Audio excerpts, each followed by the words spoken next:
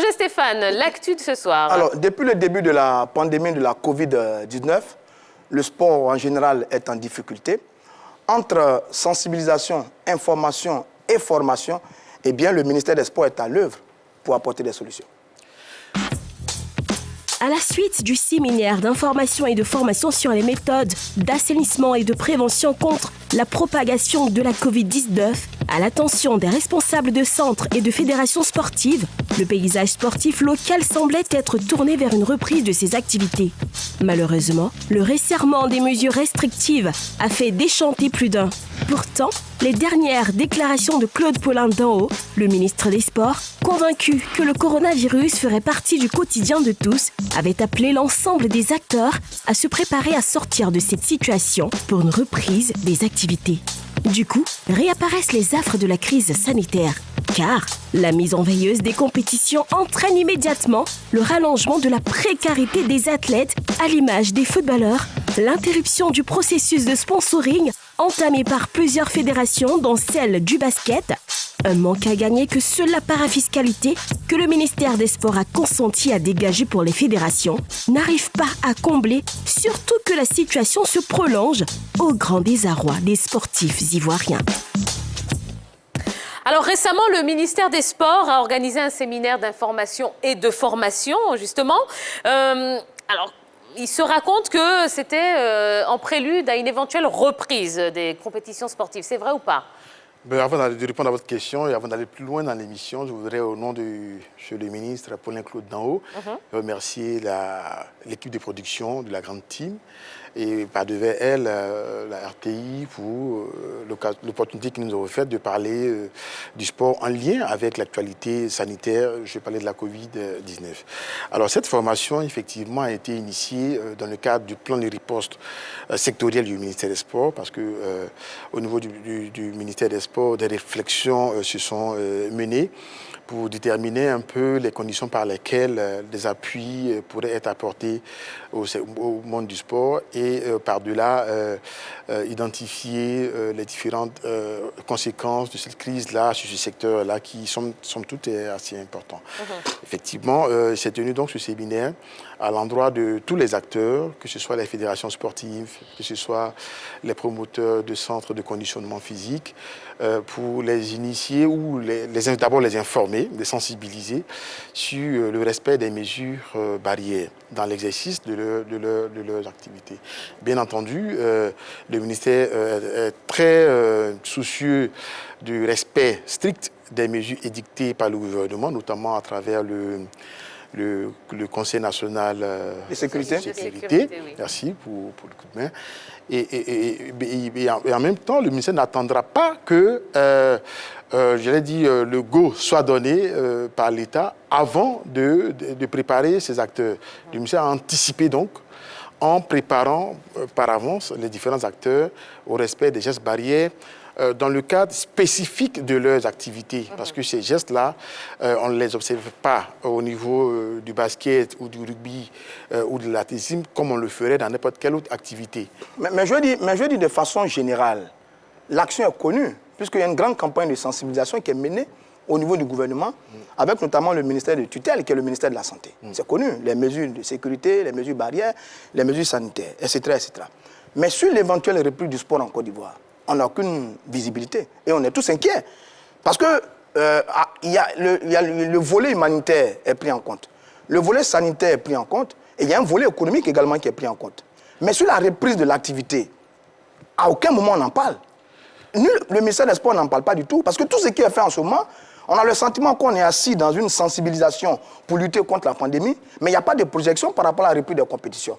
Or, pour l'acteur sportif, ce qu'on attend en ce moment, c'est la reprise des activités. Oui, au niveau du ministère également, ce qu'on attend également, c'est la reprise des activités. Mais en même temps, la priorité, ce n'est autre que, la santé des acteurs.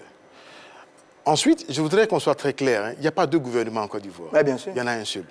Et la voix du gouvernement est portée par le Conseil national de sécurité. Donc, dès lors que ce Conseil s'est prononcé, je vais dire que les mesures restrictives du Conseil national de sécurité s'appliquent à tous les secteurs d'activité, notamment à celui du sport. Ça, il faut qu'on soit très clair là-dessus. Et par suite, quand le Conseil national de sécurité se prononce, il ne dit pas, par exemple, que lorsque vous allez dans une salle de conditionnement physique, il faut se munir d'une serviette. Le Conseil vous dira, on se lave les mains, on touche dans le creux du coude. C'est des mesures d'ordre général. C'est pourquoi, Monsieur le ministre des Sports, dès que le premier communiqué du Conseil national de sécurité a été publié, le ministre des Sports a pris des mesures complémentaires, spécifiques au domaine des sports.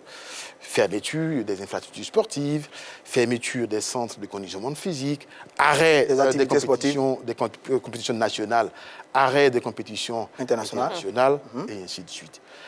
Et donc, ce sont des mesures spécifiques au domaine des sports. Et donc, pour la reprise, il faut d'abord l'inscrire dans un cadre plus général.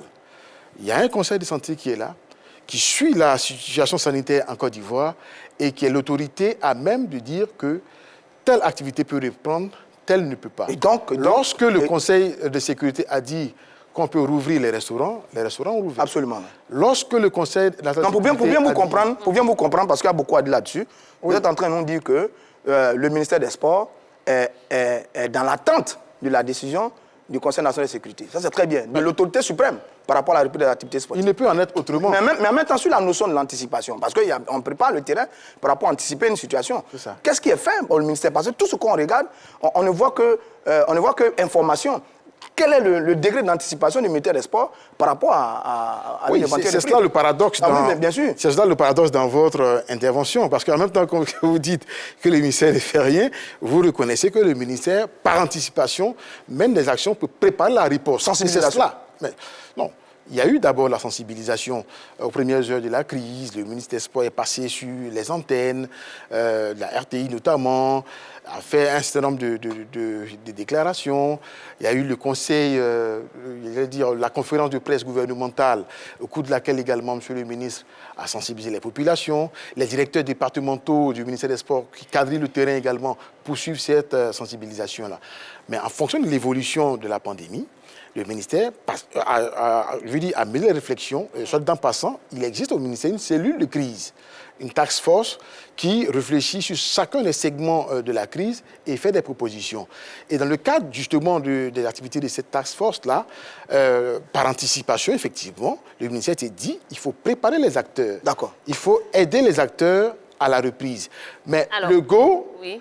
Il viendra en fonction de l'évolution de la pandémie. Et du Conseil national de sécurité. Exactement. Ça, on a très bien compris. Par contre, on a évoqué le volet économique qui est là. Et c'est vrai qu'on a peur pour certaines fédérations, par exemple, qui, en temps normal, ont déjà du mal à joindre les deux bouts.